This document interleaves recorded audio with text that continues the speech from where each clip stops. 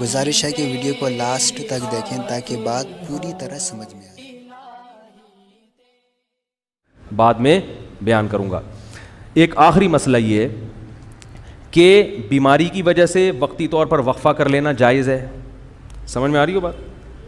اسی طرح عورت کے لیے بچہ سنبھالنا، ایک جڑواں پیدا ہو گیا، بگلے بھی جڑواں ہوں گے وہ، اور اتنی آمدن نہیں ہے کہ وہ دائی رکھیں گھر میں یا ڈے کیئر میں جمع کرائیں ان بچوں کو، خود ہی پالنا پڑتا ہے، اور گھر میں اور بہت سارے کام بھی ہیں، تو اس نیت سے اگر کوئی کرنا چاہے وقفہ تو اللہ کی طرف سے پابندی بولو بھائی نہیں ہے، سمجھ میں آ رہی ہے بات؟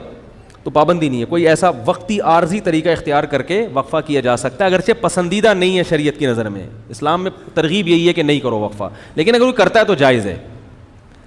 لیکن یاد رکھو اس نیت سے وقفہ کرنا کہ میں اسکول کی فیسیں کہاں سے بھروں گا، تمام علماء چاہے دیوبندی ہوں، بریلوی ہوں، اہل حدیث ہوں، چاہے وہ عرب ہوں، چاہے وہ عجم ہوں، اس پہ پوری دنیا کے علماء کا ایک اجلاس ہوا تھا، دلائل سے بحث ہوئی تھی، سب کا متفقہ فتویٰ ہے کہ اس نیت سے کہ میری جیب پہ بوجھ نہ پڑ جائے، اس نیت سے وقفہ کرنا حرام ہے، گناہ کبیرہ ہے، اللہ پہ الزام ہے، اللہ کے عذاب کو دعوت دینے والی بات ہے، اللہ کو غضب آئے گا۔ جس خدا نے تجھے پلا کے اتنا بڑا کر دیا، تو یہ سمجھتا ہے کہ تیرے باپ کی کیلکولیشن کی وجہ سے تو پلا ہے، اب تو اگلی نسل کو اس لیے روک رہا ہے کہ کھلائے، تو کھلاتا ہے یا میں کھلاتا ہوں؟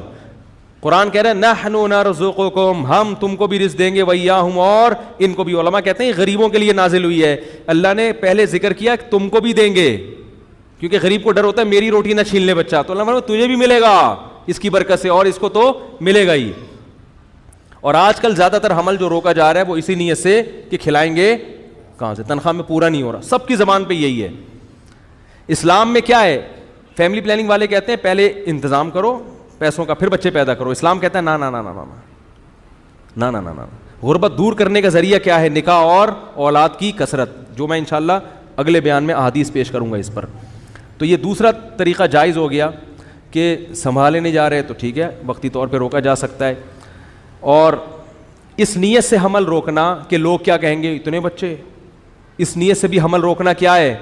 حرام ہے۔ اسی طرح علماء کا اجماع ہے کہ اس نیت سے حمل روکنا کہ بیٹی نہ پیدا ہو جائے، مثلا کسی کی 6 بیٹیاں ہو گئیں، اب وہ کہہ رہا ہے یار اگر ایک اور بیٹی ہو گئی میں تو جیتے جی مر جاؤں گا، اس لیے حمل روک رہا ہے، اس نیت سے بھی حمل روکنا کیا ہے؟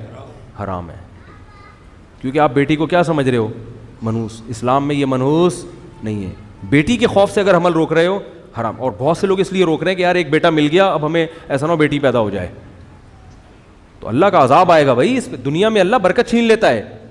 اور ایک آخری بات یہ کہ کسی بھی وجہ سے حمل روکا جا رہا ہو، آپریشن کر کے عورت کی بچہ دانی نکال دینا یا مرد کے لیے نس بندی کر لینا، تمام علماء کے نزدیک حرام ہے۔ یہ آخری مسئلہ بیان کر کے بیان ختم کرتا ہوں۔ زمانہ ڈھل رہا ہے مغربی تہذیب میں، لیکن راہ